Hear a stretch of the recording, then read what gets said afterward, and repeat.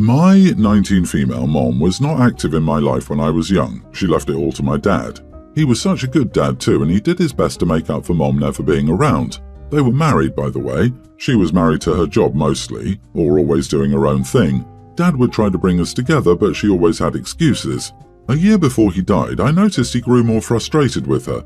She'd let us both down many times and they started arguing. The day he died, he got into a crash. He stormed out the house after Mom accused him of trying to pawn me off on her and how she wasn't some cheap babysitter. After he died, she was in a weird place for a few months. I hardly saw her and spent the most of my time at my uncle's, Dad's best friend's house. She met someone new and dedicated a lot of time to him. I was 11 when Dad died. I turned 12 when she met her husband. It was obvious how different she was with her second husband. It was also obvious when she had kids with him that she was a more involved mom. She actually went with them to see Santa, took them places and made memories. All stuff she never did with us or even me. I resent it, I'll be honest. Her husband noticed it before I moved out of their house and called me out on not being happy for my siblings and him. I told him he got everything my dad had begged for, that I would not be happy. She let my dad die unhappy and she made me unhappy my whole childhood. He called me childish. I told him I didn't give a damn about his opinion or his happiness. I moved out before I graduated and before I even turned 18. I live with my uncle now. It was just better. Ever since, Mom has been like, why don't you visit? Why do you never call? Why do you never answer texts? She texted me twice before that point in 3 months. She asked to meet me last week, so I did since she was paying. She told me she was doing better by her family now and didn't like that I carried such a clear grudge. She said she's doing everything with them to make sure they don't miss her as I did, and I should be happy for her and them. That she'd like to think my dad would be happy for her. I told her there was no way he would have been happy. She ignored the kid he had with him and did everything he wanted with me for her other kids. I told her at the end of his life, Dad probably didn't even love her anymore, like she clearly never loved us. I told her I'd never be happy that she was doing better with her do-over family. She could take her pawning off and cheap babysitter butt and stay away from me. She called me spiteful and said I should love my siblings enough to be glad for them at least. She also sent me a text over the weekend saying I'm just like she was and congratulations for being what I hate. Am I the idiot? Also, I use siblings in quotes because I don't consider them that. They're her kids, but she's not really my mom, so they're not really my siblings. Not the idiot. She literally said in your face, yeah, I neglected you, ignored you, and outright refused to watch you, but I'm doing it for them now, so why aren't you happy? Your egg donor doesn't deserve the time of day. I'm so sorry for the loss of your father. The nerve of that woman trying to compare OP to her. She neglected her child from the time she was born. The child that she brought into the world and was responsible for morally and legally. OP is reacting to that neglect, which is not the same thing. We don't owe toxic people a place in our lives, and setting healthy boundaries does not make us toxic too. Right? Like, what do you want, a cookie? Part of me wonders if she's looking for that cheap babysitter in somebody else. Her other offspring are what, oldest 5 or 6 when you were 18? That's what I thought when I read she wanted to reconnect with you. Did she even say I'm sorry in any of this nonsense about how she's improving? She may be doing better with her new family, but what's she doing to make amends with you? She's simply trying to get you to give her a free pass. Try not to let this experience poison other areas of your life. Seek help if needed and move on in a positive way. Kiddo, you will be just fine. My sister-in-law lives in a fairly large 6-bedroom farmhouse on 10 acres. We're building a home across the street, and in the meantime we have a camper parked on sister-in-law's property.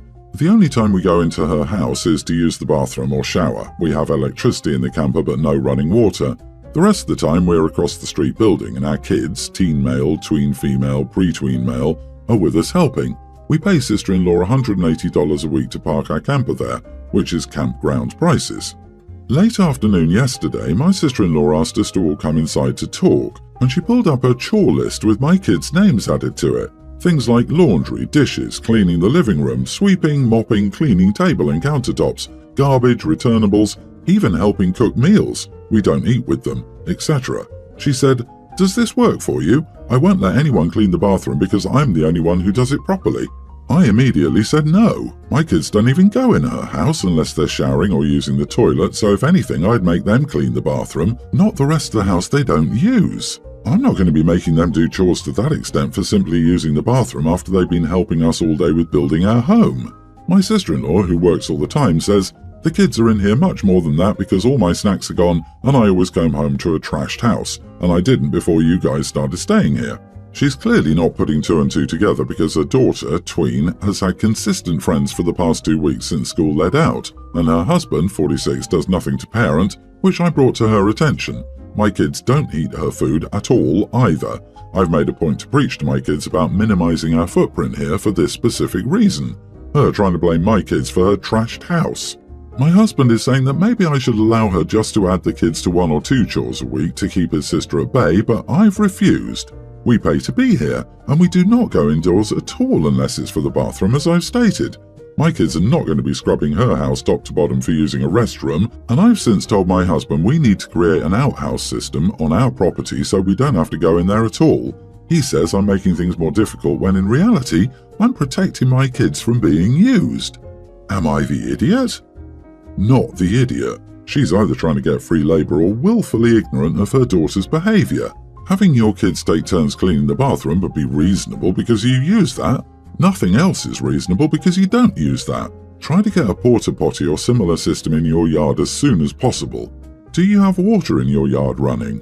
Invest some bucks in installing your own bathroom temporarily. It will be worth every cent. It will give you freedom and peace. Your kids shouldn't be expected to be maids for a house they didn't help trash. Yep, your sister-in-law is blaming your kids because it's easier to do that than see her child and her husband is the problem.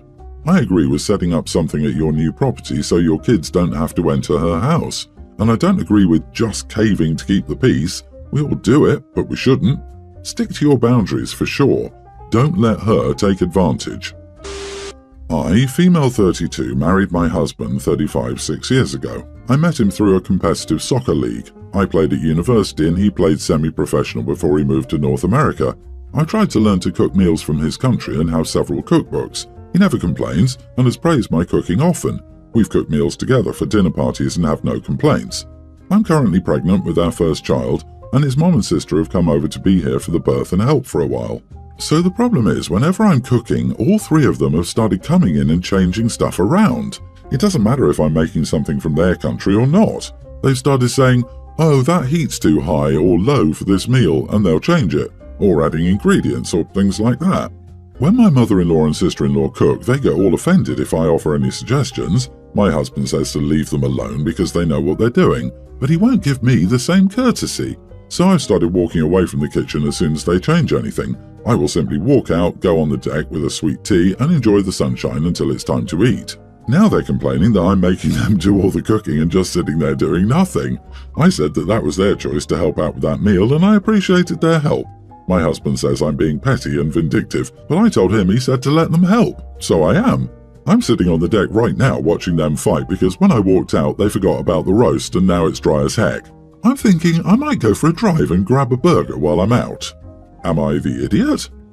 I'm always in awe about these supposed family members that not only stress out or depress the pregnant ladies in these stories. So good job, OP, for not letting them and finding your peace. Burger sounds about right. I suppose it's not possible for you to stay at your family's place for a while. That might also be good. Stress and gang-ups are bad for the baby. I can't give you not the idiot with a clear conscience as you are being somewhat petty, but your husband, mother-in-law and sister-in-law are all the idiots. No, OP isn't being petty. She's setting boundaries and holding to them because she's not being heard. It's a bit ludicrous to suggest she allow her husband's family to run her out of her home while she's pregnant. Don't you think that would be just as stressful? She left her childhood home and moved into her own for a reason. It's hers and her husband's, and it's not petty to stand her ground in her own home. My worry would be when the baby arrives, how much will they help then?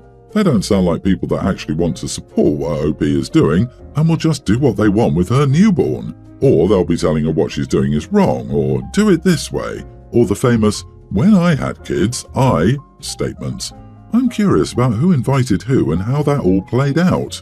Feel free to send them away if they're more stressed than help. My sister-in-law, her husband and her kid, Teen, are staying with my husband and me for the next week because there's a family funeral, and all the hotels were booked out for the fest and concert.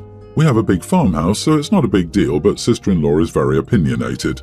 My sister-in-law and my husband have different fathers. Her dad died from liver failure 10 years ago and his death date just passed by not too long ago. He was a massive alcoholic, so my sister-in-law turned into a witch whenever she saw anyone drinking, especially people in her family. Well, my husband, who isn't a big drinker, went out with friends last night as a kind of last hurrah because we'll be welcoming our first daughter into this world in about a month, and he just wanted to celebrate his becoming a dad. I encouraged him to go. I arranged for his Uber back home and he came in around 11 p.m. last night. He was intoxicated. He walked in the door singing "Let's Stay Together" by Al Green, dancing, spinning me around the living room floor in some very sloppy waltz and laughing the whole time as he tripped all over himself. Now, my dad is an alcoholic too, so I get it, but honestly, I was having a blast with my intoxicated husband. Sister-in-law comes into the room and just starts laying into my husband about him drinking, screaming about how he would turn out just like his dad, etc., etc. At this point, my husband's mood is dead. He's crying. I lost it. I told her, how can he turn out like a piece of crap when that piece of crap isn't his father? Get out of my house right now and never return. She immediately went quiet and said she couldn't take her daughter out at this time of night and that no hotels had vacancies and my husband knew better than to drink around her, and I told her that's not my problem, leave. The whole family is angry at my husband and me right now for both him drinking in front of sister-in-law and me kicking them out at midnight. Am I the idiot? Edit, I never said her daughter or her husband had to leave. I told her she had to. She woke them up and dragged them with her after she caused problems. Not the idiot. She interfered in your family life, insulted your husband and didn't even apologize, just whinnied about no vacancy. I bet her voice felt a little hoarse after that. She needs to see a therapist. Her projecting anger onto other people when it's not warranted is a reflection of her unhealed trauma. It's also obvious he doesn't have a drinking problem and that he just had fun responsibly. Sister-in-law was an idiot for having the unmitigated gall to try and dictate someone's behavior in their own house while they were doing her a favor. The nerve, the chutzpah, the barefaced cheek of her. I'd kick her out of my life so fast the resulting tornado would sweep her and all her BS flying monkeys away with her. The only thing I would have done differently was to tell her she needs to leave by the end of the next day. That way she has time to figure out where she's going to go. I'm not sure if this happens before or after the funeral and if she still needs a place to stay, plus she could check Airbnbs too. It's not just suck it up or put people in the street at midnight. I agree, everyone's the idiot here. People always have their knives out to kill anyone and everyone. However, kicking someone out in the middle of the night was too much. If you know the difficulty finding accommodation and they were in your house for a difficult occasion, funeral, then you should have let her and her family spend the night. Saying you didn't ask her husband and kid to leave makes you more of an idiot, as everyone knows how illogical that will be. I'm getting mixed opinions from this. My two kids are young teen and tween. I'm not going to lie, we live a pretty frugal life and all the extra money I make goes into their college accounts or fun weekends. My ex has them once a month and is the fun parent. Can't get his child payments in, but he's willing to do a surprise trip to Kennywood. It's frustrating, all right. I try not to say anything bad about him, but he has been pushing the narrative that without him and the money he gives me, we wouldn't have the home. It's false, and now the kids are saying, well, Dad pays for this.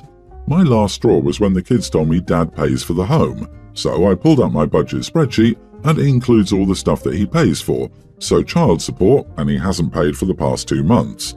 The kids were upset about being lied to, and the oldest got into an argument with him since she called to confirm. We got into an argument and he called me a jerk. My friends are split on this and I'm wondering if I went too far. Not the idiot. He doesn't look bad in their eyes because you exposed him. He looks bad because he lied to begin with and because he created the situation that he lied about. To add to that, the kids deserve to know what they're dealing with in case they ever need support from him in the future. My friend's ex is like this. He told the kids he was financing their mom's lifestyle, that she really wasn't actually working 2 jobs and was out partying. She showed the kids her pay stubs, checking account, and the stuff she has from the court showing their dad hasn't paid child support in over 2 years. This same situation happened because now they don't believe anything their dad has to say. Ex threatens to take her to court for parental alienation, but he can't afford it due to his flashy new house and car. LOL. So sorry, it's hard having sucky parents. I hate to see kids pulled into divorce and support drama, but they're old enough to know the truth. The truth can hurt sometimes, but the truth is in the facts. As for the back child support you're owed, court order for garnishment would be in order. And your friends that are split can kiss your butt. Maybe now he will step up and pay what he needs to pay for his kids.